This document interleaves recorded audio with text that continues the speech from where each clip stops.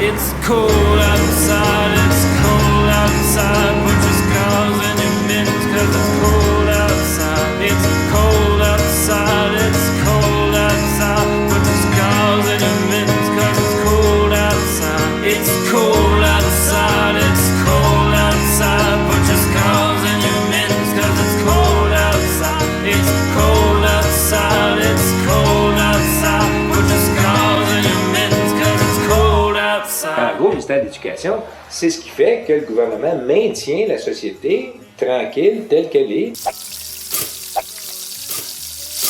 Imaginez un ministre de la Santé qui aurait les mêmes pouvoirs, on serait mort tout le monde depuis longtemps. Mais que faites-vous, monsieur? Ministère de l'Éducation. Ils lancent des ballons comme ça, ils vont voir, est-ce que c'est favorable politiquement?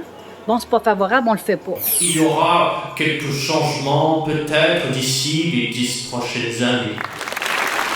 Nous nous adonnerons au jeu des questions sur le système de l'éducation et de la déséducation.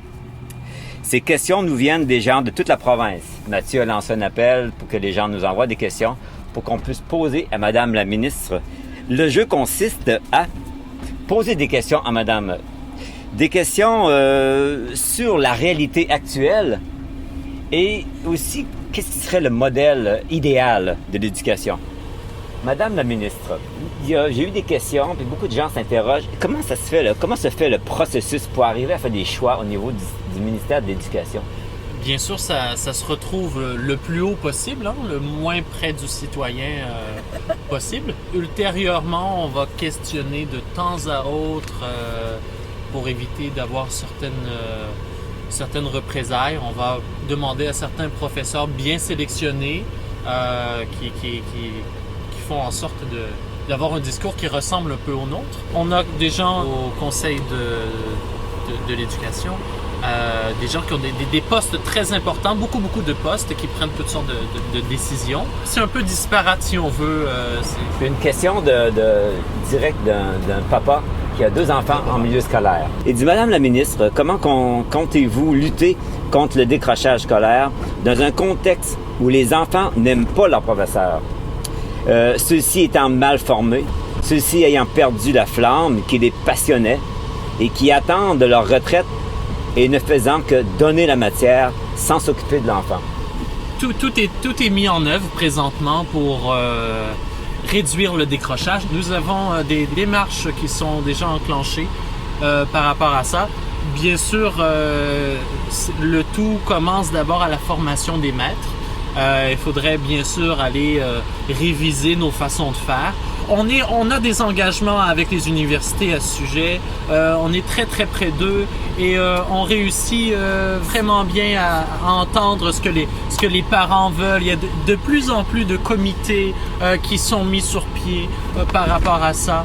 Et tout le monde travaille les uns avec les autres pour arriver à enrayer ce fléau qu'est le décrochage scolaire. Peut-être qu'on peut se poser la question par rapport, qui m'apparaît tellement élémentaire puis que j'ai pas entendu nulle part par rapport au décrochage scolaire, c'est est-ce que les enfants sont heureux à l'école? Enfin, dans le décrochage scolaire, je pense que c'est évident que c'est non. Il y a toute la question du plaisir qui est jamais questionné non plus. On l'expérimente nous en tant qu'adultes, on apprend quand on a une passion, dès qu'on a du plaisir, l'apprentissage, et c'est même prouvé scientifiquement, l'apprentissage est non seulement plus rapide, mais on peut aller plus en profondeur, c'est plus intégré. Le plaisir à l'école, il est souvent absent. On insiste sur l'effort comme s'il y avait une contradiction. Quand on aime quelque chose, quand on aime apprendre, l'effort, il va de soi. Le décrochage est un résultat sain ou une réaction saine à un environnement malsain. Le décrochage n'est pas un problème, puis de toute façon, c'est pas un problème pour le système non plus, parce que le système veut un certain nombre de décrocheurs. Ceux qui décrochent, c'est parce que ils se prennent en main, dire je suis vraiment dans un environnement qui a pas de sens pour mon humanité, je m'enlève. Ils sont un peu perdus après parce qu'ils se retrouvent dans une société qui sont carrément contre ça, puis qui ont une perception du décrochage qui est négatif. Mais cette perception-là est carrément fausse. Si on prenait les décrocheurs puis on les emmenait dans l'industrie puis on laissait l'industrie les entraîner à faire ces jobs-là, ils seraient capables, ils sont assez intelligents. C'est pas parce qu'ils ont un manque d'école qu'ils seraient pas capables de faire la job. C'est juste qu'ils ont un manque d'une déclaration de quelqu'un qui dit que tu as un papier qui fait que tu as passé des examens. It's cold outside, it's cold outside. Mon nom est Loïc, j'ai 14 ans. Je vous écris pour vous faire part de mon indignation. Dimanche dernier, je téléphone à ma cousine Emma Naomi qui a 8 ans. Elle me dit qu'elle est triste, mais qu'elle ne peut pas me voir, parce qu'elle doit faire ses devoirs, ce qui prend environ 2h30. Madame la ministre, le dimanche après-midi, c'est fait pour faire de la bicyclette, pas pour s'asseoir et faire ses devoirs à la table de la cuisine. Et peut-être que j'ai envie de renchérir là-dessus. La revue American Scientific vient tout juste de publier un numéro dans lequel plusieurs chercheurs se positionnent against homework, contre les devoirs. Plusieurs études qui vont dans le sens de prouver que c'est non seulement inutile, mais même néfaste dans le développement des enfants. Puis quand on sait que les parents, beaucoup de parents en ont jusque-là de leur temps qui est capté par l'horaire de l'école, puis qui n'ont plus de vie, qui n'ont plus de temps, plus d'espace pour la vie familiale. Quand on sait toute l'importance du jeu aussi pour développer l'imaginaire, la créativité des enfants, puis qui n'ont plus de temps durant la semaine. Qu'est-ce que vous en pensez de ça? Est-ce qu'il y a une place pour entendre les parents puis les enfants par rapport à ce qu'ils ont à dire?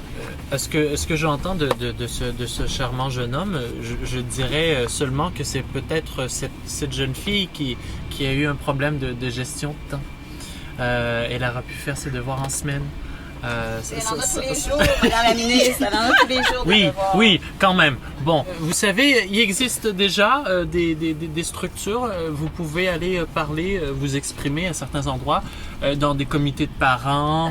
Il y a de la place pour ça. C'est à vous de les trouver. Si vous ne les avez pas trouvés, bon, ils existent. Une chose est certaine, quand je regarde autour de moi, c'est clair que les parents, non seulement ne sont pas entendus, mais souvent on se demande s'ils sont même le moindrement bien reçus. Moi, j'ai connu des écoles où les parents ne pouvaient même pas rentrer à l'intérieur. Il fallait laisser l'enfant à la porte d'entrée. Alors, je pense que quand tu dis que par moment, ils peuvent exploser, ça m'étonne pas. Ils sont pas entendus. Il n'y en a pas d'espace pour... Puis je pense je suis convaincue qu'ils ont beaucoup de choses à dire. La prochaine question d'un parent ici, Mme Danielle, pour dire son prénom, elle dit « Les parents se sentent impuissants face au système de l'éducation, tant au niveau de la classe que de l'école et que de la commission scolaire. » Elle dit « Notre compétence de parents est reconnue pour faire les levées de fonds des écoles, mais nos compétences professionnelles, en parenthèse, ne pas oublier que nous ne sommes pas seulement des parents, mais des citoyens actifs et compétents, sont mises de côté, ignorées. Notre regard de citoyen ne doit jamais remarquer un manque de rigueur de la part du secteur de l'éducation. On ne doit pas proposer notre aide. L'accepter, entre parenthèses, serait indiquer une difficulté rencontrée par le système. Elle termine en disant « À quand une vraie prise de conscience? » J'ai une grande reconnaissance envers la capacité des parents à faire d'extraordinaires levées de fonds. Tout à fait. Nous sommes des experts pour écraser les parents, de ne pas les écouter, de ne pas les considérer. Et c'est très bon pour nous. On a toujours cette porte de sortie d'accuser les parents. C'est très simple d'en arriver, de sortir dans les journaux, par exemple, et de dire « Parents, c'est votre faute ».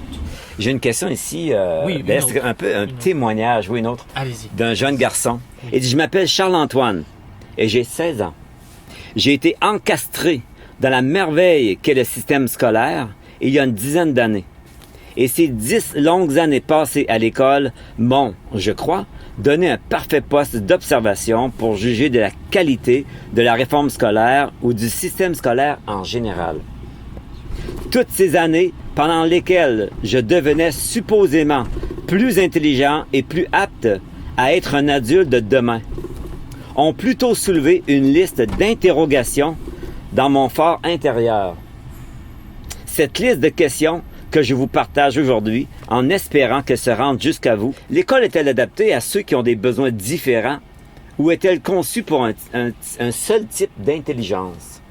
Vous répondez quoi précisément à cette question-là? Précisément. J'essaie d'être la plus précise possible.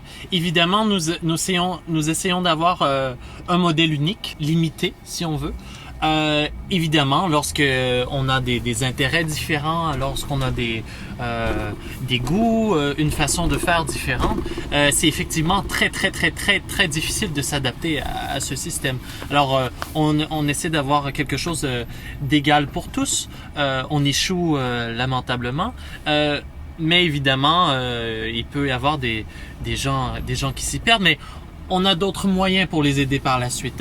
Il y a toutes sortes d'autres gens qui sont autour de lui, qui vont encadrer le jeune, qui vont lui dire qu'il est le problème et qu'il n'a pas sa place et qu'il doit réussir ses années scolaires pour être quelqu'un.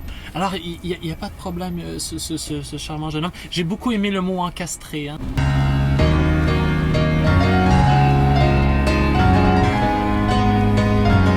Est-ce que vous avez déjà songé à comment est-ce que ça affecte une société d'enlever les enfants de la communauté puis de les mettre justement en prison de journée, là? Comment est-ce que ça affecte non seulement la communauté, mais leur relation avec la communauté? Comment est-ce que la communauté les voit, les perçoit et les traite? Je vous dirais que on a des choses beaucoup plus urgentes à discuter, bien sûr, à régler en éducation. D'abord notre propre sort, vous savez, pour qu'on ne perde pas la face, pour que les médias nous apprécient, pour que les parents nous apprécient, pour que vous puissiez oublier très rapidement les erreurs que nous commettons. Et ce n'est plus rendu des erreurs maintenant, c'est des planifications de problèmes que nous faisons. Mais ultérieurement, dans un avenir très rapproché, ça sera possible de discuter la chose. Je suis très ouverte au débat. Alors, vous êtes bien d'accord que votre position serait menacée si jamais on découvrait que les enfants apprennent par eux-mêmes, quand sont prêts, quand sont intéressés? Évidemment, le ministère de l'Éducation d'accepter ces propositions tout à fait logiques, tout à fait sensées, ça ferait en sorte que le gouvernement s'écroulerait, si on veut, de redonner le pouvoir aux parents, de redonner le pouvoir aux enseignants, et je serais très... Sûrement qu'on me remplacerait très rapidement. Conservons le chaos que nous avons présentement et tout ira bien. J'aurais une lettre à vous lire, Madame la ministre, qui exprime ce que ressentent beaucoup de parents qui font l'éducation à domicile, une réalité que vous connaissez somme toute assez peu. Alors, c'est un point de vue partagé par plusieurs. Ceux qui vivent et pratiquent de véritables alternatives radicalement différentes de celles proposées et défendues par le système hégémonique dont vous êtes la digne représentante, se taisent. Ils se taisent non pas parce qu'ils ne sont pas fiers de ce qu'ils vivent et accomplissent avec leurs enfants, mais par crainte de répression, parce qu'ils osent s'affranchir de vos ornières pédagogiques et sortir des sentiers battus.